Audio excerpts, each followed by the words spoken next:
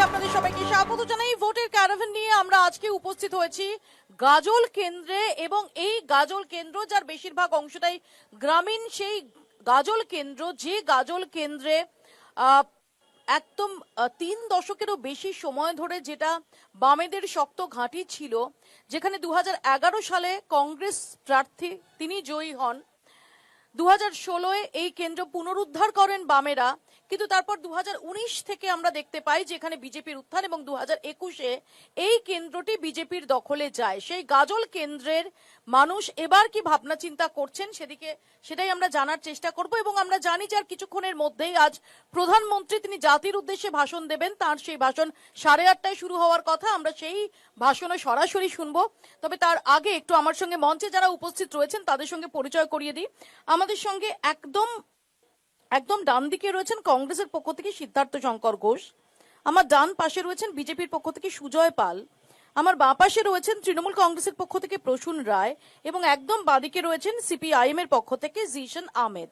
এবং আমাদের সঙ্গে রয়েছেন এখানকার যারা সাধারণ মানুষ, সাধারণ সমর্থক যারা রয়েছেন বিভিন্ন দলের, তাদের কাছেও আমরা যাব এবং তাদের যে বক্তব্য সেই বক্তব্য আমরা শুনবো। আমার সহকর্মী সব্যসাচী আমার সঙ্গে রয়েছেন, আমি যাব তাদের বক্তব্য শুনতে। তবে তার আগে মঞ্চে যারা উপস্থিত রয়েছেন তাদের কাছে আসি। আমি প্রথমে শুরু করি সিদ্ধার্থ শঙ্কর বাবুকে দিয়েই। যে সিদ্ধার্থ শঙ্কর বাবু, আমরা যদি দেখি যে 2021-এ যদিও আপনারা এই কেন্দ্রে জয়ী হয়েছিলেন, কিন্তু যে ভোটের যে তফাৎটা সেটা খুব সামান্য ছিল, 1798। এরকম একটা খুব সংক্ষিপ্ত মার্জিনে জেতার পর কি মনে হয় যে এবার আপনারা ধরে রাখতে পারবেন এই আসনটা? মাইকটা এক সেকেন্ড, মাইকটা অন করতে হবে। হ্যাঁ,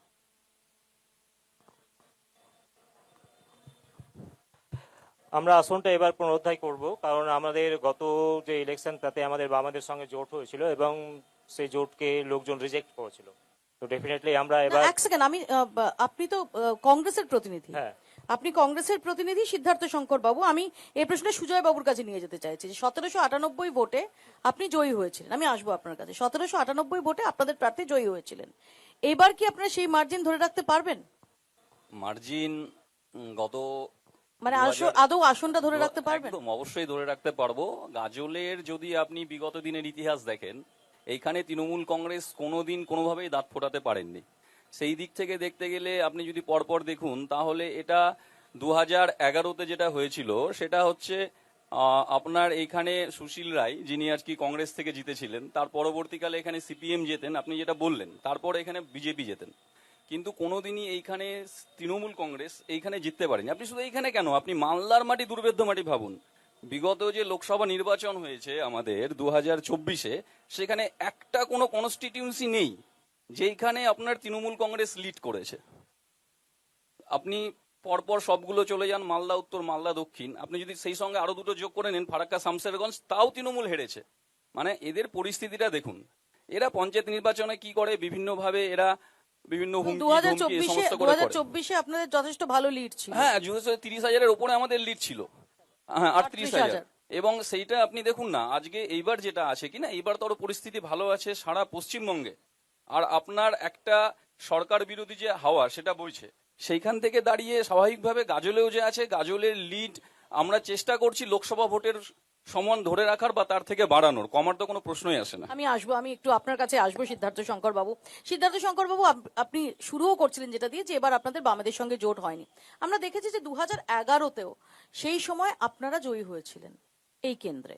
2016-এ বামেরা সেই যে আসন সেই আসনে জয়লাভ করে, এবং বাম কংগ্রেস সেখানে আসন সমঝোতা হয়েছিল। কিন্তু এই বছর দাঁড়িয়ে যে পরিবর্তিত পরিস্থিতি, যেখানে আপনিও বললেন যে বাম কংগ্রেস জোট হয়নি, সেখানে দাঁড়িয়ে আপনারা কতটা কি প্রত্যাশা করছেন? এবং ইন্টারেস্টিংলি যে গাজলের আপনাদের প্রার্থী সেটাও পরিবর্তন হয়েছে, অর্থাৎ তার নাম ঘোষণার পর সেটা আবার পরিবর্তন হয়েছে। সব মিলিয়ে এগুলো কতটা ইম্প্যাক্ট করবে? দেখুন, এবার যে পরিস্থিতিটা হয়েছে গাজলে, আমরা ডেফিনেটলি সিটটা আমরা জয় করব বলে আমরা আশা রাখি, কারণ বামেদের সঙ্গে যে জোটটা আমরা করেছিলাম লোকজন সেটাকে রিজেক্ট করেছিল। তা আমরা সেই ভুল থেকে শিখেছি। আর জাতীয় কংগ্রেস এবার 294টা আসনে যেহেতু গোটা রাজ্য জুড়ে লড়াই করছে, তো আমরা একটা ভিন্ন মাত্রায় লড়াই এবার দিতে যাচ্ছি। রাহুল গান্ধী ইনি উত্তর মালদায় চাঁচলে এসে তিনি সেটা আমাদের পথ নির্দেশ করেও দিয়ে গেছেন। তো আমরা এবার খুব আশাবাদী যে আমরা এই সিটটা বের করব। আর প্রার্থী চেঞ্জের যে ব্যাপারটা বললেন, সেটা একটা দলগতভাবে একটা হতেই থাকে, যে কোনো দলেই হয়, সেটা আমাদের দলে হয়েছে। কংগ্রেস একটু বেশি হয় মাঝে মাঝে। না, আমাদের ঠিকই সেরকম বেশি বিজেপিতেও হয়েছে, বিজেপিতে অনেক বিজেপিতেও বেশি হয়েছে। অনেকগুলো প্রার্থী চেঞ্জ হ্যাঁ, হয়েছে, হ্যাঁ। কিন্তু কংগ্রেসের আমরা দেখেছি যে মোটামুটি ভাবে কংগ্রেসের প্রার্থী তালিকা বেরোলে এটা একটা ক্ষোভ বিক্ষোভ সেটা প্রায় নর্মাল। দেখুন, কংগ্রেস হচ্ছে জাতীয় দল, বিভিন্ন জায়গায় আমরা বিহারেও দেখেছি সেম জিনিস। কংগ্রেস হচ্ছে জাতীয় দল এবং এই জাতীয় দলের প্রার্থী হওয়ার জন্য অনেকেই উৎসাহী থাকে। সেক্ষেত্রে সবাইকে খুশি করা কিংবা কাউকে প্রার্থী না করলে পরে একটু অখুশি হবে, এটা স্বাভাবিকই ব্যাপার। আমি আমরা তো আসবো আপনার তৃণমূল কাছে। তো আমরা নই না। আমি আসবো আপনার কাছে। আমি তৃণমূলের তরফ থেকে যে প্রতিনিধি রয়েছেন তার কাছে আসি, প্রসূন বাবুর কাছে। প্রসূন, এটা তো ঠিক যে এখনো পরিবর্তনের পর 15 বছর কেটে গেল, পরিবর্তনের রাজ্যে 15 বছর ধরে আপনাদের সরকার, কিন্তু গাজলের মানুষ এখনো পর্যন্ত আপনাদের অ্যাকসেপ্ট করলেন না। গাজলের বিধানসভা কেন্দ্রে আপনারা কখনো জয় পেলেন না, কেন? কেন গাজল মুখ ফেরাচ্ছে? না, এটা আমরা মানুষের উপরেই ছেড়ে দিচ্ছি। গাজলের মানুষ আমরাও। এবার মানুষ নিজের ভালোটা বুঝে একটা সিদ্ধান্ত নিচ্ছে, কিন্তু সিদ্ধান্ত নেওয়ার পরে যখন আলটিমেট 5 বছর তারা দেখছে, তখন তারা কিন্তু দেখতে পাচ্ছে যে মানুষের পাশে কিন্তু শুধুমাত্র মমতা আমার তো এখানে বন্দ্যোপাধ্যায় প্রশ্ন যে তারা প্রত্যেক 5 বছরে, গত 15 বছরে প্রত্যেক 5 বছরে কিন্তু এখানে বিধায়ক চেঞ্জ হয়েছেন, দল চেঞ্জ হয়েছে, জয়ী দল চেঞ্জ হয়েছে। 2011-এ চেঞ্জ হয়েছে, 2016-এ চেঞ্জ হয়েছে, 2021-এ চেঞ্জ হয়েছে, কিন্তু এই 5 বছর পরেও আপনি বলছেন তারা বুঝতে পারছেন মমতা বন্দ্যোপাধ্যায় তাদের পাশে থাকছেন, কিন্তু মমতা বন্দ্যোপাধ্যায় দলকে কেন তারা জয় এনে দিচ্ছেন না? 2011 সালে যিনি কংগ্রেস প্রার্থী জিতেছিলেন, তিনি মমতা বন্দ্যোপাধ্যায় কারিশমাতেই জিতেছিলেন, মমতা বন্দ্যোপাধ্যায়ের সমর্থনে জিতেছিলেন। 2011 সালের কথা বলছি। এবং আপনার কথার প্রেক্ষিতে আমি বলি যে আপনি বলছেন যে মানুষ পরিবর্তন চাইছে। 11 সালে কংগ্রেসকে দেখেছে, 16 সালে বামফ্রন্টকে দেখেছে, 21 সালে বিজেপিকে দেখলো, 26 সালে তৃণমূলকে দেখার জন্য মানুষ তৈরি আছে এবং 26 সালে আমরা এই সিটটি জিতবো। কেন জিতবো? 2024 সালের যে উদাহরণ আমাদের বিজেপির প্রতিনিধি টানলেন, যে 2024 সালে বিজেপির এখানে যে লিড ছিল 38,000-এরও বেশি, আমরা 38,871। 2019 সালে আমাদের এখানে বিজেপির থেকে আমরা সভাপতি পিছিয়ে ছিলাম, প্রায় 40,000-এর বেশি ব্যবধানে পিছিয়ে ছিলাম। 19 সালে আমরা সেই অনুযায়ী 2019 সালে আমরা প্রায় 40,000-এর বেশি পিছিয়ে থেকে আমরা যাত্রা শুরু করি। 2021 সালে আমাদের নির্বাচনে আমরা দেখি মাত্র 1798 ভোটে আমরা কিন্তু হেরেছি। একদম কাটায় কাটায় লড়াই হয়েছে, কাছাকাছি লড়াই হয়েছে। সেই আঙ্গিকে আমি বিজেপিরই পরিসংখ্যান যদি তুলে ধরি, 38,000 ব্যবধানে যদি আমরা লোকসভা ভোটে পিছিয়ে থাকি, লোকসভা ভোট একটা আলাদা আঙ্গিকে হয়, বাংলার ভোট একটা আলাদা আঙ্গিকে হয়। এখানে নরেন্দ্র মোদী বা রাহুল গান্ধী এসে বাংলায় মুখ্যমন্ত্রী হবেন না, মুখ্যমন্ত্রী বাংলারই মানুষ হবে, বাংলার নেত্রী মমতা বন্দ্যোপাধ্যায় হবে। সুতরাং 26 সালে আমরা নিশ্চিতভাবে গাজল আসন জিতবো, প্রথমবারের মতো জিতবো, নিজের প্রতীকে জিতবো এবং মানুষের জন্য উন্নয়ন করব। আমি আসবো, আমি একটু আসি। সিপিআইএম এর প্রতিনিধি জিশান আহমেদ আমাদের সঙ্গে রয়েছেন। জিশান, যদি আমরা দেখি যে গাজল দীর্ঘদিন ধরে বাম গড় ছিল এবং একটানা 1977 থেকে 2006 টানা বামেরা এই আসন ধরে রাখতে সমর্থ হয়েছিলেন, এমনকি 2016-তেও আমরা বাম প্রার্থীর জয় দেখেছিলাম। সেখানে কি এমন হলো যে এই মুহূর্তে দাঁড়িয়ে অন্তত আপাতভাবে অনেকটা পিছিয়ে থেকে শুরু করতে হচ্ছে আপনাদের? হ্যাঁ, দেখুন, আপনার কথার সূত্র ধরে যদি আমি বলি, গাজলের মাটি লাল দুর্গ বলা হয় গাজলের মাটিকে। 2021 সিপিআইএম অন্তত 10 বার জিতেছে, if I am not wrong. 10 বার জিতেছে, এর মধ্যে একবার আমাদের 10 বার 1952 সাল থেকে জিতেছে। তার মধ্যে আমাদের জোট সঙ্গী ছিলেন, সিপিআই একবার জিতেছে। হ্যাঁ, আমরা সিপিআইএম গতভাবে এখানে 7 বার জিতেছি আর কি। যাই হোক, 10 বার আমাদের জোট সঙ্গী কিংবা বা বামের আমরা জিতেছি। যাই হোক, যে কথা বলছিলাম, মানুষ 2021 সালে এই গাজলের মাটিতে এসে দাঁড়িয়ে উত্তরপ্রদেশের মুখ্যমন্ত্রী যোগী আদিত্যনাথ যে পশ্চিমবঙ্গের মাটিতে যে বাইনারি রাজনীতির যে বীজ বপন করেছিলেন মূলত গাজলের মাটিতে এসে দাঁড়িয়ে, এবং শীতলকুচির ঘটনার পরিপ্রেক্ষিতে আমরা 2021 সালে এই সিট আবারও আমরা জয়ের সম্ভাবনায় দোরগোড়ায় দাঁড়িয়েছিলাম। কিন্তু মানুষকে ধর্মীয় বিভাজনে যে বিভক্ত করেছিলেন তৃণমূল বিজেপি, সেই জায়গায় আমরা অনেকটা পিছিয়ে গেছিলাম, এ কথা আমরা স্বীকার করে নিচ্ছি। এবং এই মুহূর্তে দাঁড়িয়ে গাজলে যারা পুরনো আমাদের কমরেড, প্রতিটি গাজলের 15টি অঞ্চলে আমরা প্রতিটি পাড়ায় প্রতিটি বুথে বুথে প্রতিটি অঞ্চলে অঞ্চলে আমরা আমাদের পুরনো কমরেডদের ফেরাতে পেরেছি। এবং তৃণমূল বিজেপির যে বোঝাপড়া, এই যে বিধায়ক যিনি 2021 সালে নির্বাচিত হয়েছিলেন, আমরা দেখতে পেয়েছি 77 জন এমপি এমএলএ এখান থেকে আমাদের পশ্চিমবঙ্গ থেকে পাওয়ার পরেও কিভাবে মমতা বন্দ্যোপাধ্যায়কে ট্যাকেল করার জন্য মোহন ভগবতের নির্দেশে বিগত 5 বছর ধরে বিজেপির এমপিরা কিভাবে ওনাকে সাইড করে গেছেন। আমরা দেখেছি আরজিকর ঘটনা প্রসঙ্গে যখন মমতা বন্দ্যোপাধ্যায় সরকার এক প্রকার পড়ে যাচ্ছিল, মোহন ভগবত এসে বললেন পশ্চিমবঙ্গের মাটিতে এসে দাঁড়িয়ে যে মমতা বন্দ্যোপাধ্যায় সরকারের উপর আমাদের সম্পূর্ণ আস্থা আছে, আমরা তাকে সম্পূর্ণভাবে সমর্থন করব। এবং যে কোনো দুর্নীতি, হাজার হাজার কোটি টাকার দুর্নীতি আজকের ডেটে মমতা বন্দ্যোপাধ্যায়, অভিষেক বন্দ্যোপাধ্যায়ের নেতৃত্বে গোটা রাজ্য জুড়ে বালি পাচার, কয়লা পাচার থেকে শুরু করে প্রতিটি ক্ষেত্রে দুর্নীতি, চাকরি দুর্নীতি থেকে শুরু করে মানুষ আজকে নিজের অভিজ্ঞতায় দেখেছেন বিজেপি শুধুমাত্র ভোটের আগে রাজনীতিতে এসে বলেন যে আমরা তৃণমূলের বিরুদ্ধে ব্যবস্থা নেব, কিন্তু কিভাবে ইডি এবং সিবিআই কে ট্যাকেল করে, ইডি এবং সিবিআই কে ব্যবহার করে শুধুমাত্র গুটি কয়েক যারা সাধারণ কর্মী, যেমন আমরা আরজি করের ক্ষেত্রে দেখেছি, বা পার্থ চ্যাটার্জির মতো দুই একজনকে বোকা বানানো যায়, কিন্তু মূল যে মাথা তাদেরকে এখনো পর্যন্ত ইডি সিবিআই সাইড করে রেখেছেন। কারণ আরএসএস চাই পশ্চিমবঙ্গের পার্থ চ্যাটার্জির প্রতি আপনার কি সিম্প্যাথি রয়েছে? কোনোভাবেই নয়। আমাদের কোন চোরের প্রতি, কোন দুর্নীতিবাজ, কোন চোরের প্রতি আমাদের কোনো সিম্প্যাথি নেই। আমাদের বক্তব্য একদম ক্লিয়ার, এই চোরের মূল মাথা মমতা বন্দ্যোপাধ্যায় এবং অভিষেক বন্দ্যোপাধ্যায়, এবং এদেরকে আরএসএস এর নির্দেশে ইডি সিবিআই বিগত 15 বছর ধরে এই পশ্চিমবঙ্গের মাটিতে তাদেরকে সাইড করে আসছেন। তাদেরকে যখনই তারা বিপদে পড়ছেন, মানে উইশফুল থিংকিং আপনার হতেই পারে যে মমতা বন্দ্যোপাধ্যায় এবং অভিষেক বন্দ্যোপাধ্যায় তাদের জেলে পাঠানো, উইশফুল থিংকিং যে কারো থাকতেই পারে, কিন্তু এই যে থিওরিটা যে আসলে মমতা বন্দ্যোপাধ্যায় এবং অভিষেক বন্দ্যোপাধ্যায়ের জেলেই থাকার কথা এবং আরএসএস হচ্ছে তাদের মাথায় হাত রেখেছেন তাই জন্য যাচ্ছে না, এটা তো ভীষণ হাইপোথেটিক্যাল। এটার তো কোনো মানে স্ট্রং কংক্রিট গ্রাউন্ড নেই। আমি একটা ছোট্ট ব্রেক নেব, আসবো ছোট্ট একটা ব্রেক আমাকে নিতেই হবে। ছোট্ট ব্রেকের পর ফিরছি, দেখতে থাকুন ভোটের ক্যারাভান।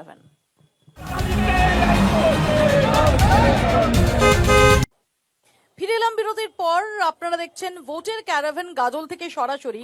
আমি একটু সিদ্ধার্থ বাবুর কাছে আসবো। সিদ্ধার্থ বাবু, আমরা দেখেছি যে জিশানরা সবসময় একটা বাইনারি পলিটিক্স এর অভিযোগ তোলে, কিন্তু আমরা যদি নির্দিষ্টভাবে গাজল বিধানসভার 2021-এর ফলাফল দেখি, 46% ভোট বিজেপির, 45% ভোট হচ্ছে তৃণমূল কংগ্রেস, অর্থাৎ একদম স্পষ্ট বাইনারি, একটা স্পষ্ট পোলারাইজেশন। সত্যি কি আপনার মনে হয় যেখানে যে পোলারাইজেশনটা হয়েছে সেই পোলারাইজেশনটাই শুধুমাত্র সেটিং এই অভিযোগ তুললেই হবে, নাকি আপনাদের বা বামেদের তাদের ইন্ট্রোস্পেকশনটাও একই রকম ভাবে জরুরি?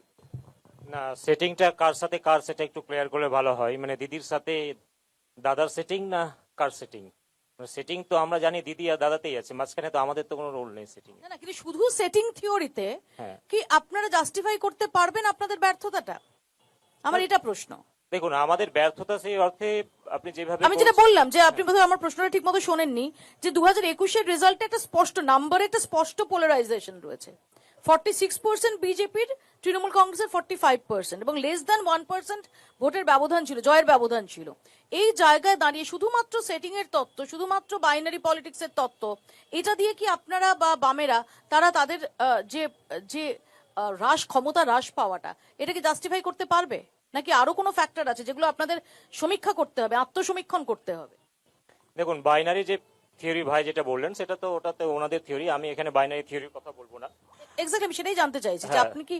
না, আমি এখানে বাইনারি থিওরির কথা এখানে বলতে চাইছি না। এখানে মানুষ একটা সময় পর্যন্ত বামেদের এখানে দেখেছিল, তারপরে তারা পরিবর্তন একটা হাওয়া এখানে নিয়ে এসছে এবং they were expecting something good, কিন্তু সেটা হয়নি। এবার ওই রেসটা কাটতেও মানুষের একটা টাইম লাগে, 5 বছর 10 বছর, যেটা অন্ততপক্ষে এই থার্ড টার্মে এসে রেসটা কেটে গেছে।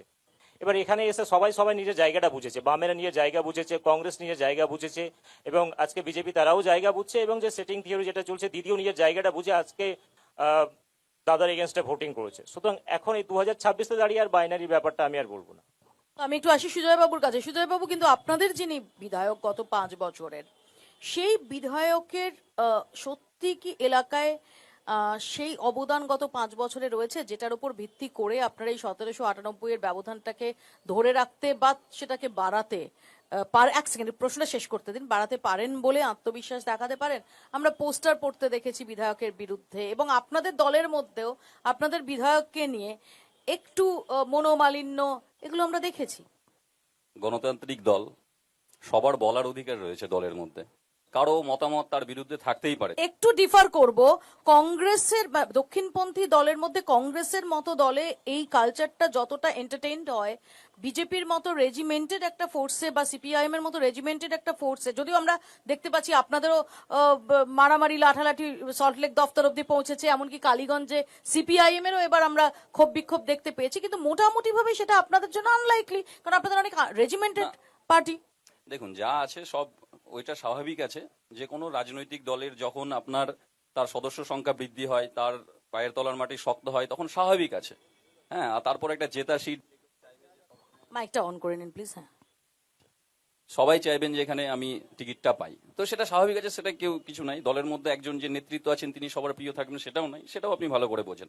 দ্বিতীয় কথা, আপনি যেটা বললেন যে বিধায়ক বা জনপ্রতিনিধি যিনি আছেন তার অবদান, আপনি কি অবদান আশা করছেন একটা বিরোধী রাজনৈতিক দলের বিধায়ক পশ্চিমবঙ্গের মতো বিরোধী দলের কাছ থেকে? সেই জায়গায় দাঁড়িয়ে যেখানে শাসক দল তৃণমূল কংগ্রেসের মতো দণ্ডন্ত প্রতাপ শাসক দল, যিনি তার সমস্ত কিছু আর যত প্রতিষ্ঠান আছে সবকিছুকে বিরোধী দলের পেছনে লাগিয়ে দেয়, সেইখান থেকে আপনি তার যে বাৎসরিক যে এমএলএ ল্যাড, যেটা তার বাইরে আপনি কি আশা করছেন? সেই কথা বলি সুজয়দা, এটা বলতে গিয়ে আপনি তৃণমূলকে কাঠগড়ায় তুলতে গিয়ে কোথাও কি একটা সেলফ গোল করে ফেললেন না? বলতে দিন, তার মানে আপনি বলে দিচ্ছেন যে এই রাজ্যে যদি তৃণমূল ক্ষমতায় থাকে তাহলে অন্য দলের বিধায়ক অর্থাৎ বিজেপির প্রার্থীকে জয়ী করে কোনো লাভ নেই, কারণ উন্নয়নের কাজ হবে না। না না, আপনি দেখুন, আপনি যে কোনো কেন মানুষ বিধায়ক করে পাঠান? না না না না, আপনি যে কোনো রাজ্যে যান, আপনি যদি মনে করেন তার অবদান সেইটা তার বাইরে তিনি কি করতে পারেন, তাহলে এটা আপনাকে এক্সপ্লেন করতে হবে। যে একজন জনপ্রতিনিধি তিনি যে কোনো দলেরই থাক, একজন এমপি থাক, এমএলএ থাক, তার দলের বাইরে তিনি কি কাজ নিয়ে আসবেন? মানে আপনাদের সবেতেই ডাবল ইঞ্জিন কনসেপ্ট, যে কেন্দ্র আর রাজ্যে ডাবল ইঞ্জিন থাকতে হবে, রাজ্যে আবার বিধায়কদের মধ্যে ডাবল ইঞ্জিন থাকতে হবে, সব কি মানুষ ডাবল ইঞ্জিন করবেন? ডাবল ইঞ্জিন না থাকলেও ডাবল ইঞ্জিন না হতে পারে। তাহলে এবার আমি গণতন্ত্রের যে বেসিক, আমাদের যে ফেডারেল স্ট্রাকচার, আমাদের যে গণতন্ত্রের যে বেসিক জায়গাটা, সেটাই তো না হলে সেটাই তো প্রশ্নের মুখে দাঁড়িয়ে যাবে। আমি আসবো, একটা ছোট্ট ব্রেক আমাকে নিতেই হবে, ছোট্ট একটা ব্রেকের পর এই প্রসঙ্গে ফিরবো। দেখতে থাকুন ভোটের ক্যারাভান।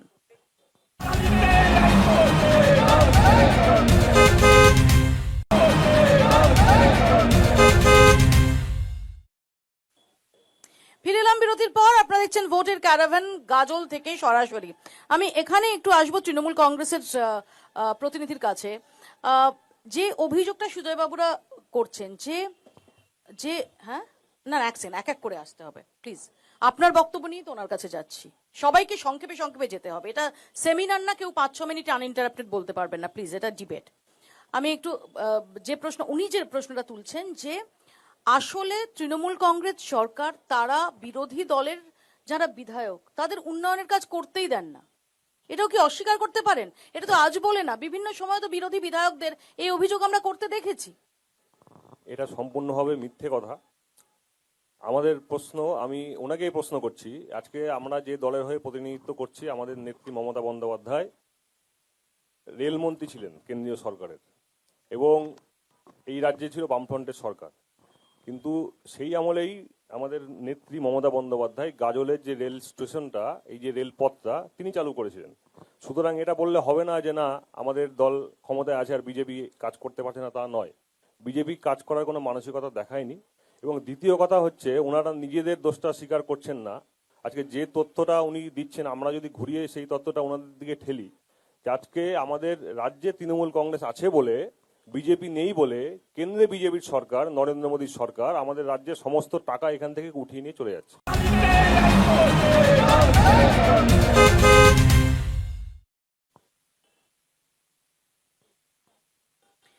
ফিরে এলাম বিরতির পর, আপনারা দেখছেন ভোটের ক্যারাভান গাজল থেকে সরাসরি। ইতিমধ্যে আমাদের সঙ্গে যোগ দিয়েছেন তৃণমূল কংগ্রেসের প্রার্থী, গাজল বিধানসভা কেন্দ্রের তৃণমূল কংগ্রেস প্রার্থী প্রসেনজিৎ দাস। প্রসেনজিৎ, স্বাগত জানাই আপনাকে। আমাদের আলোচনা চলছিল এর মধ্যে প্রধানমন্ত্রী নরেন্দ্র মোদীর জাতির উদ্দেশ্যে ভাষণ, এবং যেটা জল্পনা চলছিল যে গতকাল মহিলা সংরক্ষণ সংশোধনী বিল যেভাবে পাশ করাতে পারেনি কেন্দ্রীয় সরকার লোকসভায়, আজকে সেই বিষয়টাকে হাতিয়ার করেই বিরোধীদের নিশানা করলেন প্রধানমন্ত্রী, এবং তার অভিযোগ যে মূলত নিশানা কংগ্রেসকে, এবং তার পাশাপাশি অন্য বিরোধী দলদের উদ্দেশ্যেও তার অভিযোগ যে মহিলাদের জন্য যে উদ্যোগ তারা নিতে গিয়েছিলেন সেখানে বিরোধীরা তারা সাপোর্ট করলো না, তারা মহিলাদের কথা ভাবে না। আমি খুব সংক্ষেপে এই প্রসঙ্গে একবার চলে আসবো, যেহেতু অত্যন্ত গুরুত্বপূর্ণ একটা অভিযোগ, অত্যন্ত সিরিয়াস একটা অভিযোগ রাদার প্রধানমন্ত্রী আনলেন জাতির উদ্দেশ্যে ভাষণে, এবং সেটাও এ রাজ্য এবং তামিলনাড়ুতে ভোটের মুখে দাঁড়িয়ে। এর পাশাপাশি যেটা গুরুত্বপূর্ণ, যে আমরা জানি যে পশ্চিমবঙ্গে মহিলা ভোটারদের সংখ্যা সেটা প্রায় প্রায় সমান সমান, এবং শুধু তাই নয়, বিগত কয়েকটা নির্বাচনে দেখা গেছে যে মহিলাদের যে ভোট সেটা একটা ডিসাইসিভ ফ্যাক্টর হয়েছে, এবং এ রাজ্যে বিগত নির্বাচনগুলিতে মোটামুটি ভাবে মহিলাদের যে সাপোর্ট সেটা মমতা বন্দ্যোপাধ্যায়ের দিকে থেকেছে। লক্ষ্মীর ভান্ডার থেকে শুরু করে, কন্যাশ্রী থেকে শুরু করে একাধিক যে মহিলাদের উন্নয়নমূলক স্কিম সেগুলোকে সামনে রেখেছে তৃণমূল কংগ্রেস সরকার। এরকম একটা প্রেক্ষাপটে দাঁড়িয়ে প্রধানমন্ত্রীর আজকে এত সিরিয়াস অভিযোগ বিরোধীদের উদ্দেশ্যে। আমি প্রথমে কংগ্রেস মুখপাত্র তার কাছে আসবো। সিদ্ধার্থ, খুব সংক্ষেপে আমি এই প্রসঙ্গে যাব, যে সরাসরি কংগ্রেসকে মূল নিশানা করেছেন এবং বলেছেন সমস্ত কিছু, সেটা যে ডিজিটাল ইন্ডিয়ার বিরোধিতা থেকে শুরু করে, জিএসটির বিরোধিতা থেকে শুরু করে, 3 তালাকের বিরোধিতা শুরু করে, আর্টিকেল 370 রদের বিরোধিতা থেকে শুরু করে, এমনকি মাওবাদী নকশালবাদী তাদের বিরোধী অভিযান, তারও আপনারা বিরোধিতা করেছেন। দেখুন, কংগ্রেস একটা ডেমোক্রেটিক ফোর্স, আর নরেন্দ্র মোদীর তো প্রথম এবং শেষ কাজটাই হচ্ছে কংগ্রেসের বিরোধিতা করা। ওনার মনে হচ্ছে যে কংগ্রেস পার্টিটা জন্ম না নিলে বলেই ভালো হতো, এরকম কিছু একটা ব্যাপার। সবকিছু তো নেহেরু দায়ী, সবকিছু তো কংগ্রেস দায়ী। দেখুন, কংগ্রেস উইমেন রিপ্রেজেন্টেশন বিলের কোনো এগেনস্টে নয়। কংগ্রেসের মেন কনসার্ন যেটা হচ্ছে ডিলিমিটেশন যে প্রক্রিয়ার মধ্যে দিয়ে হচ্ছে, তাতে করে সাধারণ যে স্টেটস আছে আমাদের তামিলনাড়ু, কেরালা, কর্ণাটক, তাদের যে শেয়ার পার্লামেন্টে, তাদের যে সিট শেয়ার সেটা কিন্তু অনেকটাই কমে যাবে। তাদের যে ফিনান্সিয়াল ব্যাকআপ, তারা যে জিডিপিটা যে কন্ট্রিবিউট করে ইন্ডিয়ার যে ডেভেলপমেন্টে, তার তুলনায় তাদের ওই জায়গাটা কমবে। সেখানে নর্দার্ন স্টেটস যেমন ধরুন আপনার বিহার, উত্তরপ্রদেশ, যাদের পপুলেশন রেশিওটা অনেকটা পপুলেশন হাই বলে তাদের ভোট লোকসভায় প্রার্থী বেশি হবে, লোকসভায় তাদের সিটে জিতে আসবে, তো স্বাভাবিকভাবে সাধারণ স্টেটসের যে প্রভাব সেটা কমে যাবে। কংগ্রেসের আপত্তি সেখানে। রাহুল গান্ধী নিজেও বলেছেন, we are not against women reservation, what we are against is that the delimitation. আমি আসবো, আমি প্রসেনজিতের কাছে এই প্রসঙ্গে আসছি। প্রসেনজিৎ, বিশেষ করে মহিলাদের ভোটের দিকে আলাদাভাবে যে নজর তৃণমূল কংগ্রেসের থাকে, এবং আমরা বহু অন আছে, মাইক অন আছে, বহু দিন ধরেই আমরা দেখতে পাচ্ছি যে কন্যাশ্রী দিয়ে শুরু, তারপর রূপশ্রী থেকে শুরু করে স্বাস্থ্য সাথী মহিলা পরিবারের মহিলাদের নামে নথিভুক্ত করানো থেকে শুরু করে লক্ষ্মীর ভান্ডার, এগুলো গেম চেঞ্জারের কাজ করেছে। এবং মহিলাদের যে ভোট সেটা সাম্প্রতিকতম নির্বাচনগুলোতে মমতা বন্দ্যোপাধ্যায়ের দিকে থেকেছে। এরকম একটা জায়গায় দাঁড়িয়ে গতকাল যে মহিলা সংরক্ষণ সংশোধনী বিল সেটা মুখ থুবড়ে পড়লো লোকসভায়, তার জন্য তৃণমূল কংগ্রেস সহ বিরোধীদের দায়ী করছেন নরেন্দ্র মোদী, এবং তিনি অভিযোগ করছেন যে আসলে মহিলাদের কথা কেউ ভাবে না। কোথাও কি মনে হয় এর একটা প্রভাব রাজ্যে পড়বে, মহিলা ভোটারদের উপর পড়বে? দেখুন, এদের তো শুধুমাত্র নির্বাচন আসতে গেলেই নতুন নতুন গিমিক আসে। সারা বছরের সংস্কার করার ক্ষেত্রে এদের কোনো ভূমিকা থাকে না।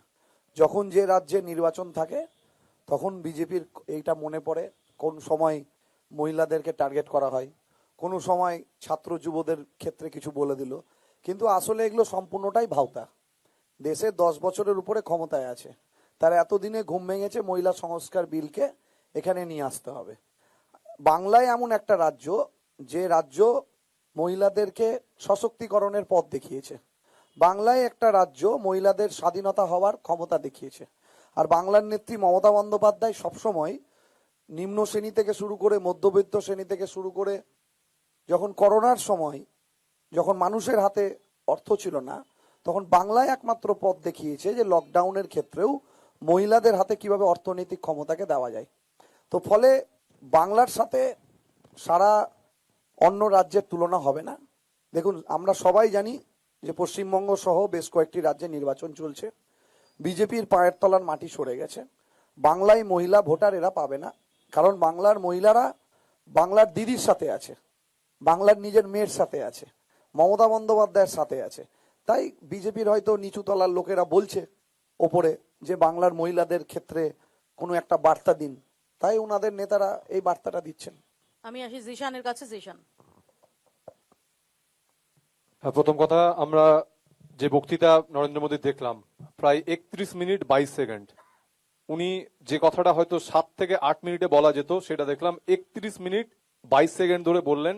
উনি লোকসভায়, যেটা আমরা বিগত 2023 সালে দেখেছিলাম, 454 জন এমপি পক্ষে ভোট দিয়েছিলেন মহিলা রিজার্ভেশনের পক্ষে, 2 জন বিপক্ষে ভোট দিয়েছিলেন। সেটাই নতুন করে নিজেদের কায়দায় দাদা সেটা বললেন বিস্তারিত, আমি আর সেটা বিস্তারিত যাচ্ছি না।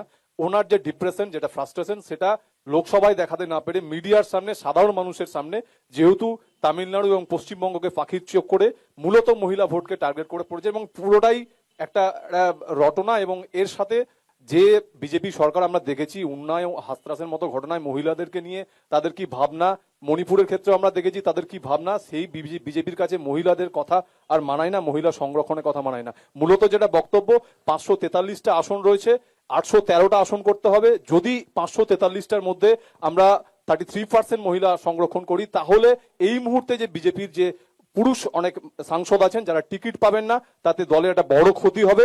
এই ক্ষতি থেকে বাঁচার জন্য, মহিলা সংরক্ষণের নামে শুধুমাত্র বিজেপিকে বাঁচার জন্য, তার সাংসদদের বাঁচার জন্য এই বিল কি তিনি আমি নিয়ে এখানে এসেছিলেন। সুজয় বাবুর কাছে আসি। সুজয় বাবু, এক সেকেন্ড। প্রধানমন্ত্রী অভিযোগ করছেন যে আসলে তিনি খুব আবেগ ঘন হয়ে বলছেন যে মহিলাদের 50% সংরক্ষণের জন্য, অংশীদারিত্বের জন্য তারা কতটা সিনসিয়ার ছিলেন, কিন্তু এই অবিজেপি দলগুলো তারা কিভাবে সেটায় গোটাটায় জল ঢেলে দিল, কিভাবে তারা মহিলাদের এগিয়ে যাওয়া সেটা অ্যাকসেপ্ট করতে পারে না ইত্যাদি। কিন্তু বিরোধীদের যেটা মূল অভিযোগ, যে বিল 2023 সালে পাশ হয়ে গেছে, সেই বিলের নাম করে মহিলা সংরক্ষণ সংশোধন বিলের নামে, এটা আসলে একটা ক্যামোফ্ল্যাজ, একটা ফাসাদ, আসল হচ্ছে ডিলিমিটেশন। দেখুন, মহিলা সংরক্ষণ বিল যেটা 2023-এ পাশ হয়েছিল, সেই সঙ্গে এখন যেটা ডিলিমিটেশন জুড়ে আছে, এটা সত্য, অসত্যের কোনো জায়গা নেই। কিন্তু আপনারা আজকে যখন সমস্ত বিরোধী দল, দেখুন, এক বাইনারিতে প্রত্যেকে সেট হয়েছেন, বিজেপি শুধু এর মধ্যে থেকে সবার সঙ্গে ডিফার করছে। তো আজকে যে জায়গাটা এখানে মূলত ভাববার, আজকের ডেটে ভারতবর্ষের সংসদে কেবলমাত্র 16% মুসলিম প্রতিনিধি রয়েছেন। আজকে আপনি একজন মহিলা, এখানে মহিলাদের উপস্থিতি নেই, আপনি কি চান না যেটা 33% পৌঁছাক? 33% প্রয়োজন রয়েছে। না, প্রশ্ন তো সেটা না, সেটা তো ডেফিনেটলি চাই, কিন্তু সেটাকে বাহানা করে আসলে ডিলিমিটেশন বিলটাকে পুশ করা হচ্ছে কিনা, এটা তো এই মুহূর্তে সবচেয়ে বড় প্রশ্ন। তাহলে ডিলিমিটেশন কি ভারতবর্ষে কোনোদিন হয়নি, না আগামীতে কোনোদিনও হবে না? আচ্ছা, আমাকে একটা সিম্পল প্রশ্ন করুন, বিট এসআইআর, বিট এই বিল, আপনাদের হঠাৎ এত তাড়াহুড়ো হয় কেন? সবকিছু, আমি যেমন পরীক্ষা, এক সেকেন্ড, আমি যেমন সারা বছর পড়তাম না, পরীক্ষার আগে আমার তাড়াহুড়ো থাকতো, আপনাদের সবকিছুতে তাড়াহুড়ো কেন? আজকে এসআইআরও আপনারা করলেন শেষ মুহূর্তে, এত তাড়াহুড়ো কেন?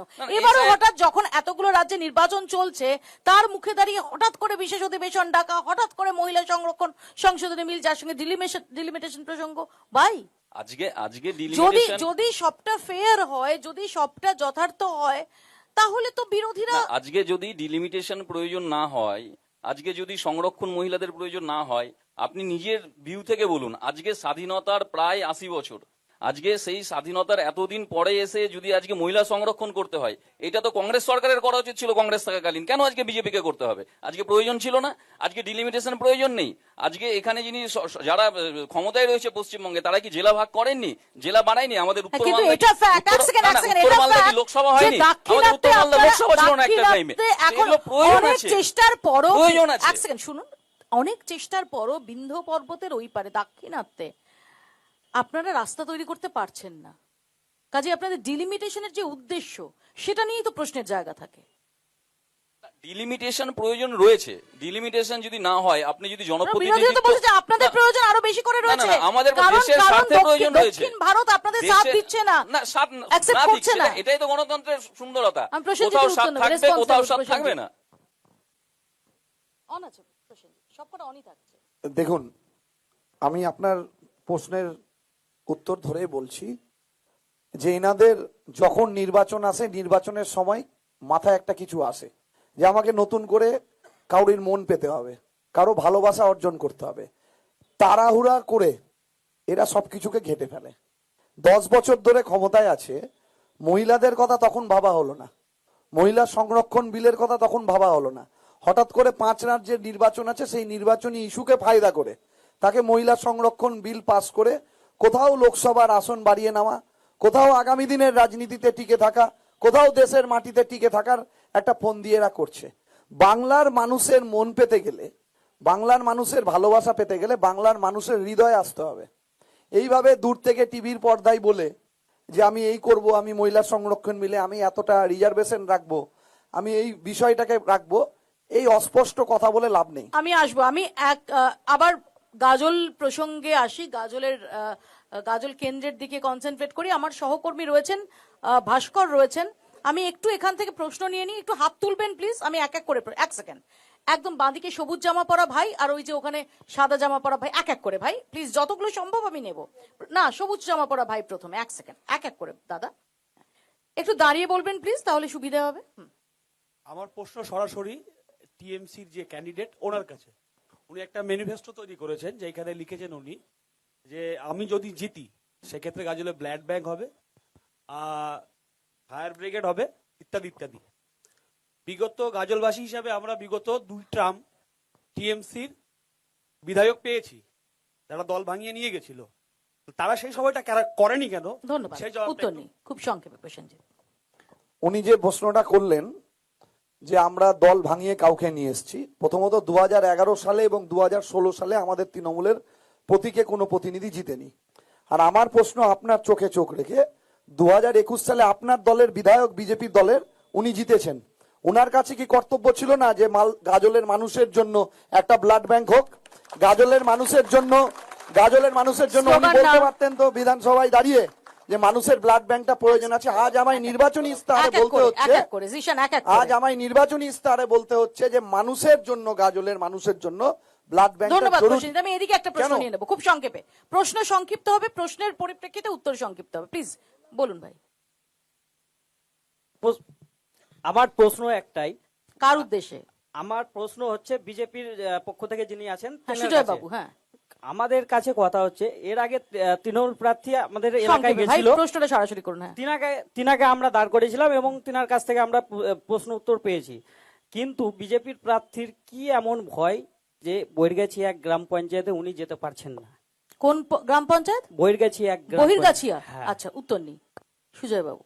না, উনি কি কোন অ্যাঙ্গেলে বলছেন জানি না। বৈরগাছি এক অঞ্চল গ্রাম পঞ্চায়েতে আমাদের 2বার বিধায়ক গেছেন কিছুদিনের মধ্যেই। এখন উনার বাড়িতে যদি না যায় তার দায়িত্ব তো আমি নিতে পারি না।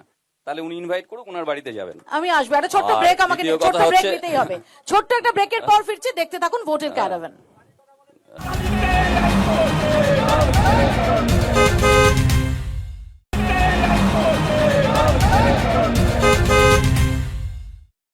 আপনারা দেখছেন ভোটের ক্যারাভান গাজল থেকে সরাসরি। আমি সুজয় বাবুর কাছে খুব সংক্ষেপে জানবো যে আপনাদের বিধায়ক এক্স্যাক্টলি কি করেছেন 5 বছরে, যার উপর দাঁড়িয়ে আপনারা আবারও ভোট চাইতে পারেন। দিদি আমি একটু মধ্যখানে একটু এক এক করে প্লিজ, না, নো ইন্টারাপশন। এটা আমি সঞ্চালক, আমি তো I will take it forward. হ্যাঁ, বিধায়ক তার বিধায়ক তহবিলের অর্থে যা যা কাজ হয় সবগুলো কাজ উনি করেছেন। এর বাইরে গাজলে কয়েকটা ব্রিজ, সেই সঙ্গে হচ্ছে আপনার দমকল, সেই সঙ্গে গাজলের নিকাশি ব্যবস্থা, সেগুলো প্রত্যেকটা বিষয় নিয়ে বিধানসভায় প্রশ্ন তুলেছেন। দমকল কোথায় এইবার- হয়েছে? আচ্ছা, না, ওখানে দমকল প্রত্যেকটা বলতে বিষয়। দিতে হবে। তারপর এক সেকেন্ড, প্রত্যেকটা ধৈর্য বিষয় ধরতে নিয়ে হবে, বলবেন, বলতে দিতে হবে না, আজ বলতে খুবই দিতে তথ্য হবে। বলবেন দমকল, না, না, গাজলের মানুষ। This is not done. আগে উনি বলবেন, তারপর আমি দিদি, তোমার উনি উত্তর ভুল দেব। বল- না, না, না, ভুল, এক একটাও সেকেন্ড, ভুল বলছি না। উনি এক সেকেন্ড, একটাও ভুল বলছি না, না, না, এক প্রত্যেকটা সেকেন্ড। তথ্য আছে। কোন স্পিকার বললে ভুল বলুন, ঠিক বলুন, তিনি বলবেন, তারপর আমি কাউন্টার করতে দেব। তার আগে এরকম ভাবে ইন্টারাপশন চলবে না। Zeeshan, I made it clear to all speakers, please respect that. খুব সংক্ষেপে, হ্যাঁ, এবার সংক্ষেপে প্রত্যেকটা বিষয়ে উনি বিধানসভায় প্রশ্ন তুলেছেন। প্রত্যেকটা বিষয়ে আপনারা দেখে নেবেন, প্রত্যেকটা বিষয়ে প্রশ্ন তুলেছেন, চেষ্টা করেছেন। কিন্তু যে বিষয়গুলো আপনার একজন বিধায়ক থাকাকালীন তার বিধানসভায় যে ডিমান্ড প্রত্যেকটা করেছেন, সেগুলো যদি সরকার পক্ষ থেকে পূরণ না করা হয় তিনি কি করবেন? সেই আমি জায়গাতে? উত্তর নেব। আগে আমি জিশান কিছু বলতে চাই, অর্থাৎ এই উন্নয়নের এই অবদানের মানে পারফরমেন্সের দাবি নিয়ে জিশানের বক্তব্য রয়েছে। জিশান, প্রত্যেকে সংক্ষেপে সংক্ষেপে। প্রথমে দাদা বিজেপি যিনি প্রতিনিধি ওনারা ভুল তথ্য দিলেন। হ্যাঁ, দমকল মানে এরকম কোনো তথ্যই নেই দমকল হওয়ার বা কোনো আমরা না, না, এখন আপনি ইন্টারাপশন না, না, আপনি পরে আগে কথাটাকে বলতে দিন, চেঞ্জ please। করেছেন। আপনি এক দমকলের second, কথা এক second, বলেছিলেন, বলতে দিন। পরে কথা চেঞ্জ করেছেন। যখন দেখছেন জিশান পয়েন্টে সময় আচ্ছা, বেশি নেই, প্লিজ। ঠিক আছে, এটা হচ্ছে প্রথম বিষয়। দ্বিতীয় And বিষয় no হচ্ছে interruption. দর্শকদের পক্ষ থেকে দুটো প্রশ্ন এসেছেন। ওই দুটো প্রশ্ন হয়ে গেছে, ওই প্রশ্নে আমি ফিরবো না, আমি ওই প্রশ্নে আমি ফিরবো না। নো, নো, নো, একটু বলতে হবে। ওনার বক্তব্যের প্রশ্নের রেস্টে উত্তরে প্রসেনজিৎ দা বললেন যে একজনকে বিজেপির সমর্থক দাগিয়ে দিলেন, উনি বিজেপি না তৃণমূল না কংগ্রেসের সমর্থক এসেছেন সেটা না বলে ওনার প্রশ্ন যেটা ছিল না সেটা না উত্তর সেটা দিলে উনি বোধহয় ভালো হয়। এক সেকেন্ড, আপনি অ্যাঙ্কার না। প্রসেনজিৎকে কি প্রশ্ন করা হবে, সুজয় বাবুকে কি প্রশ্ন করা হবে সেটা আমি ঠিক করব। আপনার যে প্রশ্ন নিশ্চিতভাবে সেটার উত্তর দিন। উত্তরটা যদি আপনি যদি ঠিকভাবে না সঞ্চালন হয় সেক্ষেত্রে আমি আমার না interrupt করতে হবে। এটা আপনি আমার অ্যাসেসমেন্ট করবেন না। Thank you very much, thank you. আমি প্রসেনজিতের কাছে আসবো। Thank you, I know my job. Thank you. আমি প্রসেনজিতের কাছে আসবো। প্রসেনজিৎ, গাজলে পুরসভা হওয়ার একটা প্রস্তাব ছিল, অভিযোগ যে তৃণমূল কংগ্রেস গাজল পায়নি বলে পুরসভা হচ্ছে না, এটা কি শাস্তিমূলক ব্যবস্থা? না দেখুন, গাজলের এই পুরসভার দাবি দীর্ঘ বাম সময়ের থেকেই। তখন তো বাম আমলে তাদের বিধায়ক ছিলেন, তাদের প্রতিনিধি ছিলেন, তাদের সরকার ছিলেন, তারা তো সেটা করতে পারেননি। এবং গাজলের মানুষ যাকে নির্বাচিত করে পাঠাচ্ছেন তিনি যদি বিধানসভায় গিয়ে সেটা দরবার না করেন, বিধানসভার পবিত্র ফ্লোরে গাজলের মানুষ যাকে এমএলএ হিসাবে পাঠাচ্ছেন সেই বিধানসভার ফ্লোরে গিয়ে গাজলের মানুষের কণ্ঠস্বর যদি বিধানসভায় তিনি না বলেন তো মানুষ জানবে কোথা থেকে? না, আপনি আসার আগে সুজয় বাবুর যে অভিযোগ ছিল যে আপনারা সরকারে আপনারা বিধায়ককে কাজই করতে দেননি। দেখুন, সরকারে বিধায়ককে কাজ করতে দেয়নি উনি সেটা বলছেন। 5 বছরে যিনি বিধায়ক তিনি তার বিধায়ক এলাকা উন্নয়ন তহবিল থেকে একটি টাকা পান, তা সেই টাকার খরচটা তিনি কি করেছেন তিনি শ্বেতপত্র প্রকাশ করে মানুষের সামনে বলুন যে তিনি কোথায় কত টাকা কাজ করেছেন। তাহলে কারা কাজ করতে দিয়েছে, বিধায়ক কোথায় কাজ করেছেন, কোন ফান্ডে কাজ করেছেন সেটা উনি দেখান। খুব সংক্ষেপে সুজয়, আমি তারপর যাব আমি সিদ্ধার্থ বাবুর কাছে। খুব সংক্ষেপে রেসপন্স নেব। বিধায়কের যে উন্নয়ন তহবিল তার 2 বছরের টাকা পুরো খরচ হয়ে গেছে। 3 বছরের টাকা সরকারি যে সিস্টেম আছে, যেটা এডিএম ডিএম এর মাধ্যমে যে খরচগুলো হয় সেইগুলো সবগুলো জমা দেওয়া আছে, সেগুলো কাজ আগামী দিনে হবে। আমি এক সেকেন্ড সিদ্ধার্থ বাবুর কাছে যাব। না না, ওখান থেকে কথা না, ওখান থেকে একদম কোনো কথা না। না না ভাই, এগুলো চলবে না। আমি কিন্তু পার্টি ফার্টি বুঝি না। হ্যাঁ, আমি কোন রকম কোনো উস্কানি কোনো দিক থেকে অ্যালাউ করবো না। আমি পার্টি ফার্টি কম বুঝি। আমি সিদ্ধার্থ বাবুর কাছে প্রশ্ন। সিদ্ধার্থ বাবু, মোটামুটি আমরা দেখেছি রাহুল গান্ধীও এসে তিনি এখানে সভা করেছেন। এরকম একটা প্রেক্ষাপটে দাঁড়িয়ে মালদায়, যেখানে অনেকেই বলছেন যে কংগ্রেস হয়তো ভালো করতে পারে, সেরকম জায়গায় দাঁড়িয়ে আপনারা কি বার্তা নিয়ে ভোটারদের কাছে যাবেন? কারণ আপনারা কেন্দ্রীয় ক্ষমতায় নেই, রাজ্যেও ক্ষমতায় নেই। Congress party we believe in civilised democracy. আমরা তো বিজেপি আর টিএমসির মতো এরকম হল্লা গোল্লা করতে পারবো না। এখানে গোটাটাই ব্যর্থতা এদের। যদি আমি বিজেপির ক্ষেত্রে বলি তো বিজেপির নর্থ মালদার এমপি বিজেপির, এখানকার এমএলএ বিজেপির ছিল। 2 জন ডাবল ইঞ্জিন, ছোট করে মিনিয়েচার স্কুলে ডাবল ইঞ্জিন ছিল, তারা কিছু করতে পারেনি। আর টিএমসি তো সরকারে ছিল, তারাও করতে পারেনি। ব্যর্থতা দুজনেরই। তো আমরা বলছি যে এবার একটা চান্স আপনারা আমাকে দিন কিংবা আমাদের দিন, আমরা এটা করব। তো আমি এখানে আসি জিশানের কাছে। জিশান, বাম কংগ্রেস জোট এবার হয়নি, সেখানে দাঁড়িয়ে সিপিআইএম প্রার্থী তিনি কতদূর কি করতে পারবেন? আমি আমার প্রথমে বলেছিলাম গাজলের মাটি লাল মাটি। বিগত বিধানসভা নির্বাচনে তৃণমূল কংগ্রেস এবং বিজেপির বাইনারিতে আমরা কোথাও পিছিয়ে যাই, তার অন্যতম কারণ ছিল গাজলের মাটিতে এসে দাঁড়িয়ে উত্তরপ্রদেশের মুখ্যমন্ত্রী যোগী আদিত্যনাথ যে একজন বাইরের রাজ্যের মুখ্যমন্ত্রী তিনি এসে বলে দিলে যদি ভোটের ফলাফল বদলে যায় তাহলে তো আবার বিজেপি 4 বার যোগী আদিত্যনাথকে আনবে। আপনি অন্যদের বলার সময় আমাকে আমি ঠিক করব, কখন আমি ইন্টারাপ্ট করতে পারি, আই হ্যাভ দ্য রাইট। ওকে, এবার আমাদের বক্তব্য আমরা প্রথমে বলেছিলাম আমরা মানুষের কাছে আমরা আমাদের বার্তা পৌঁছতে পারিনি, আমরা বোঝাতে পারিনি, যার কারণে 2021 সালে আমরা তৃতীয় হয়েছিলাম। কিন্তু মানুষ এই বাইনারির এই মুহূর্তে দাঁড়িয়ে মানুষ সেটা বুঝতে পেরেছেন। বিজেপির বিধায়ক ওনার বক্তব্য অনুযায়ী 2 বছরের টাকা খরচ করতে পেরেছেন, 3 বছরের টাকা এখনো খরচ করতে পারেননি। সেটা কেন পারেননি সেটা ওনার ব্যর্থতা। এবং প্রসেনজিৎ দা যে কথা বললেন, বামেদের দীর্ঘদিন এখানে বামেদের বিধায়ক ছিলেন। বামেরা যখন ক্ষমতায় আসে 1977 সালে, তখন এই গাজলের মাটিতে 7টি হাই স্কুল ছিল, যেটার কোনো পাকা বিল্ডিং ছিল না। বামেরা 34 বছর ক্ষমতায় থেকে 35টা স্কুল এখানে তৈরি করেছে। তৃণমূল এসে এই 14-15 বছরে গাজলের মাটিতে প্রায় 37খানা স্কুল বন্ধ করেছে। গাজলের মাটিতে দাঁড়িয়ে আমরা কলেজ তৈরি করেছি। গাজলের মাটিতে দাঁড়িয়ে অসংখ্য প্রতিটা বুথে, গাজলের এমন কোন বুথ নেই অন্তত 95% বুথে অন্তত একটি করে স্কুলের ব্যবস্থা আমরা করেছি। নিশ্চিতভাবে আমরা সরকারে থাকলে বা আমরা আগামী দিনে যদি আমাদের সরকার আসে, নিশ্চিতভাবে আমরা পৌরসভা বা আমাদের বিধায়ক যদি এখানে নির্বাচিত হন পৌরসভা করার জন্য, অবশ্যই আমাদের সে দায়িত্ব ছিল, হয়তো আমরা সেটা করতে পারিনি। কিন্তু এবার আমাদের বিধায়ক নির্বাচিত হলে আমরা নিশ্চিতভাবে এই পৌরসভা করার জন্য আমরা সদা সর্বদা প্রচেষ্টা আমি থাকব। জিশানের বক্তব্যগুলো নিয়ে আসি প্রসেনজিতের কাছে। প্রসেনজিৎ,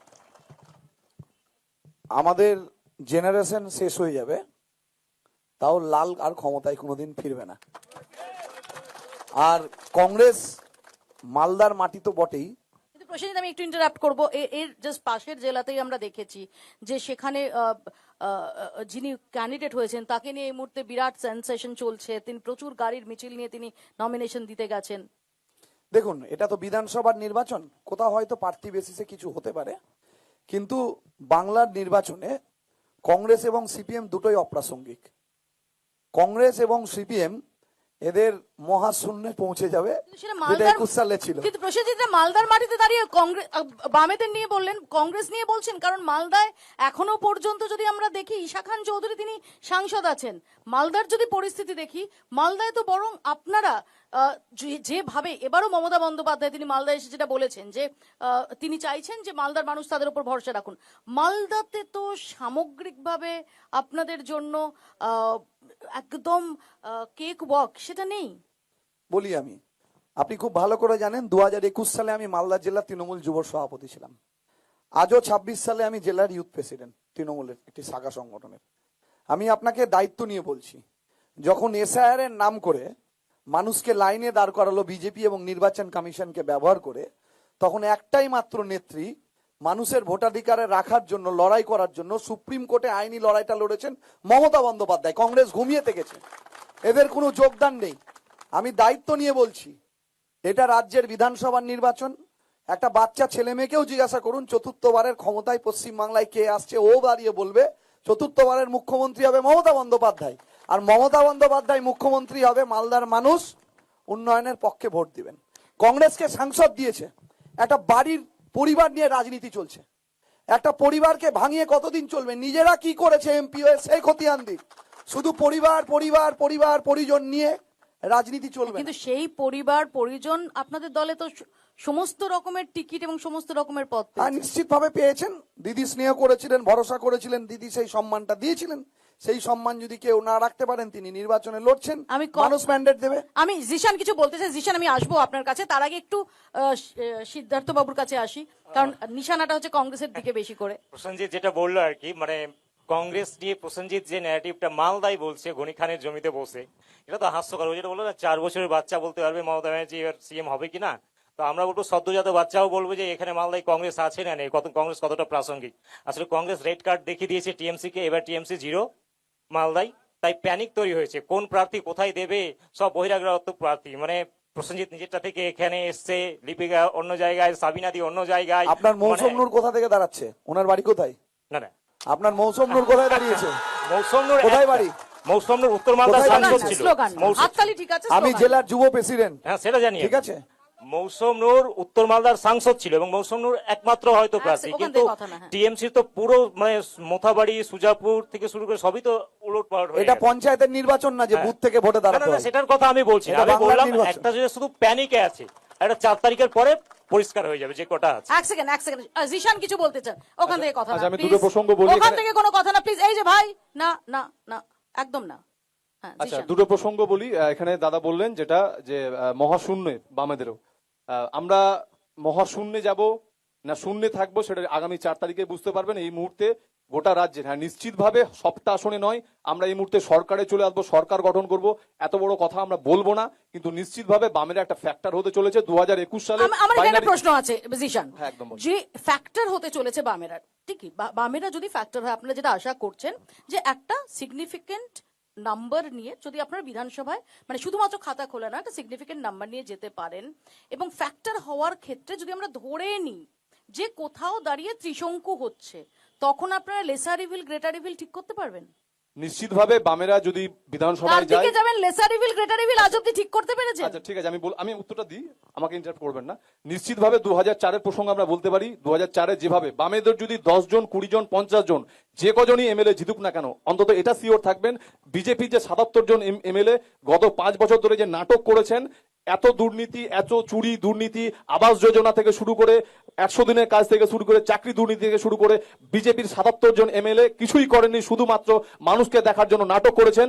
বামেদের যদি 10 জনও বিধায়ক যেতেন, এই হিন্দু মুসলিম পাকিস্তান মন্দির মসজিদের রাজনীতি বন্ধ করে মানুষকে খেটে খাওয়ার রাজনীতি, অন্ন বস্ত্র বাসস্থান চাকরির দাবিতে, মানুষের কাজের দাবিতে বিধানসভায় মানুষকে যে বাইনারি তৈরি করে রেখেছেন এই তৃণমূল এবং বিজেপি, সেটা বন্ধ হয়ে যাবে আমরা নিশ্চিতভাবে বলতে পারি। আমি ডেফিনেটলি কর্মসংস্থানের ইস্যু খুব গুরুত্বপূর্ণ ইস্যু, কিন্তু এ প্রশ্নও থাকবে যে সেই দলকে কর্মসংস্থান নিয়ে এত সোচ্চার কেন হতে হচ্ছে যে দলটা 34 বছর ক্ষমতায় ছিল? তাহলে কি সেই সময় কর্মসংস্থান যথেষ্ট হয়নি? ছোট্ট একটা ব্রেকের পর ফিরবো, দেখতে থাকুন ভোটের ক্যারাভান।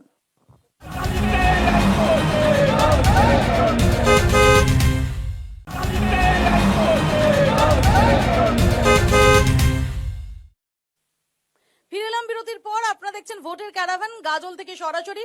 আমার সহকর্মী ভাস্কর আমাদের সঙ্গে রয়েছেন। খুব সংক্ষেপে অডিয়েন্স থেকে কয়েকটা প্রশ্ন নিয়ে নেব, প্লিজ বলুন দাদা। ধন্যবাদ। সরাসরি প্রশ্নে আসুন একদম। প্লিজ। আর দেখুন, কংগ্রেস সিপিএম সম্পর্কে কিছু বলবো না, মরা লোকের ওজন দেখে কোনো লাভ আছে কি? না, প্রশ্নে আসুন। বিজেপি বন্ধু যিনি বসে আছেন উনাকে বলছি, উনার এমএলএ পরিযায়ী শ্রমিককে, উনি বললেন যে কয়েকটা ব্রিজ করেছেন, ব্রিজ করে কাজ করছে, উনি ভুটানে করেছেন না বাংলাদেশে করেছেন? ধন্যবাদ, উত্তর নিন। আমি টাটা সময় বলে দেবো। একটাই প্রশ্ন। ধন্যবাদ। খুব সংক্ষেপে উত্তর, এখন 30 সেকেন্ডে উত্তর। ওনাকে বললাম যে এই কাজগুলি আছে যেগুলো দমকল, বড় বড় দোকানা, ব্রিজ, এগুলো বিধানসভায় প্রত্যেকটার উনি ডিমান্ড করেছেন, ডিমান্ড আমি বলিনি, তৈরি করেছেন। ওনার শুনতে ভুল থাকলে উনি মেশিন লাগাক কানে।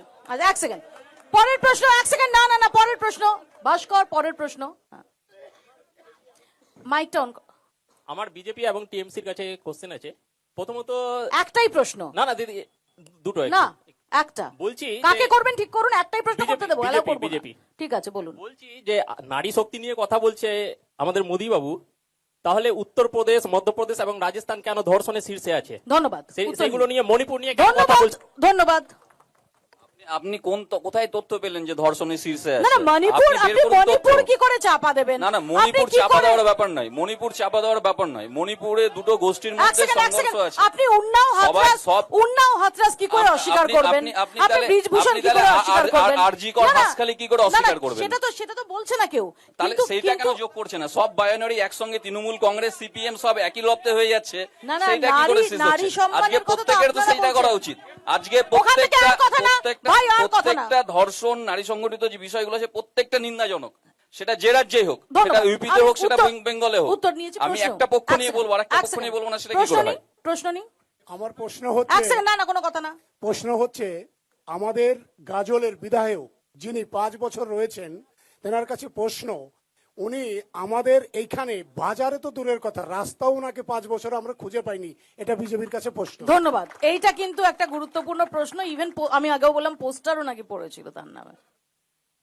এবার এইখানে যিনি বলছেন বাজারে খুঁজে পাইনি, রাস্তায় খুঁজে পাইনি, উনি ফোনে খুঁজে পান কিনা সেটা আমাকে আবার ভাবতে হবে। ফোন কেন সবাইকে তো করতে যাই হবে? হোক, তো এবার যাই হোক, উনি খুঁজে পাননি, উনি খুঁজে পাবেন, আমি আশা মোবাইল রাখি। ফোন আবিষ্কার এবং হয়েছে 4 এক সেকেন্ড, মোবাইল ফোন আবিষ্কার হয়েছে 4 তারিখের পর 1995 এ। তার আগে কি জনপ্রতিনিধি থাকতেন না? 4 তারিখের পর থাকতেন না? বা 4 তারিখের বিকেলে উনি খুঁজতে যাবেন।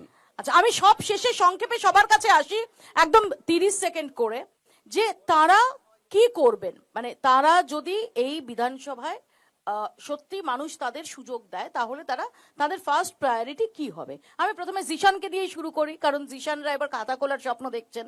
জিশান।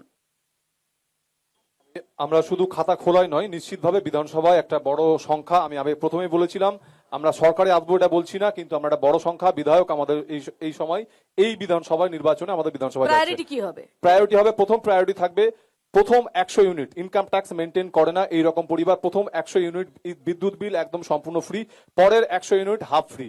আমাদের যেটা বামফ্রন্ট সরকারের, পূর্বতন বামফ্রন্ট সরকারের যেটা আমাদের চাবিকাঠি ছিল, সেটা হচ্ছে কর্মসংস্থান।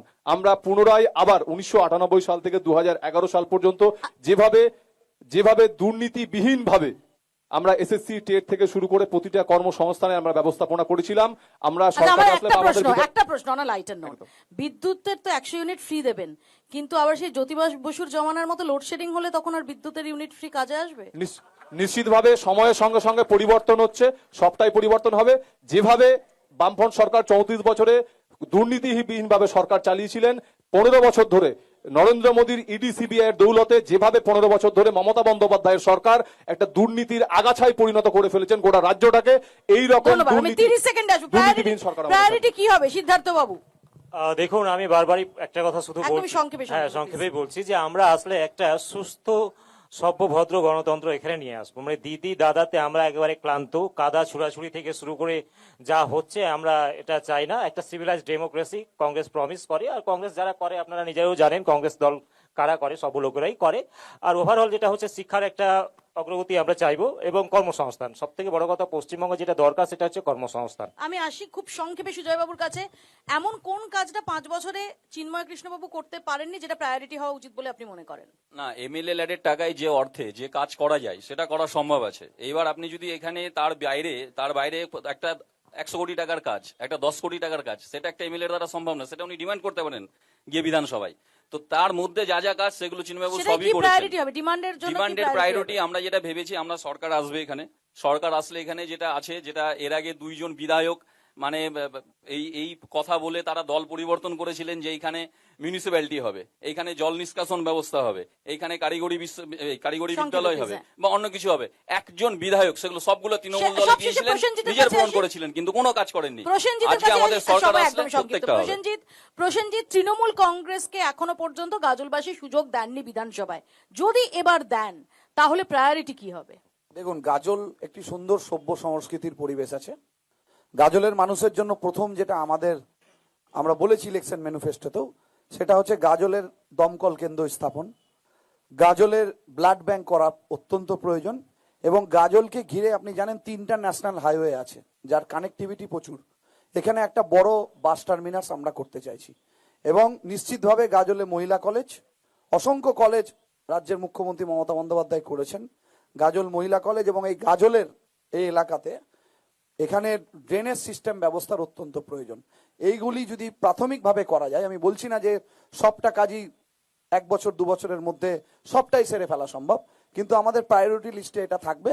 এবং লাস্ট আমি অ্যাড করছি, গাজলের যে শ্মশান, সেই শ্মশানে আমরা বৈদ্যুতিক চুল্লিটা চালু করি। আমাদের সময় একদম শেষ। সবাইকে অনেক অনেক ধন্যবাদ। ভোটের ক্যারাভান গাজল থেকে এখানেই শেষ করছি। এবার গাজলের মানুষ কি রায় দেন তার উত্তরের জন্য আমাদের তাকিয়ে থাকতে হবে 4th মের দিকে। আপাতত সবাইকে ধন্যবাদ। দেখতে থাকুন কলকাতা টিভি। Thank you.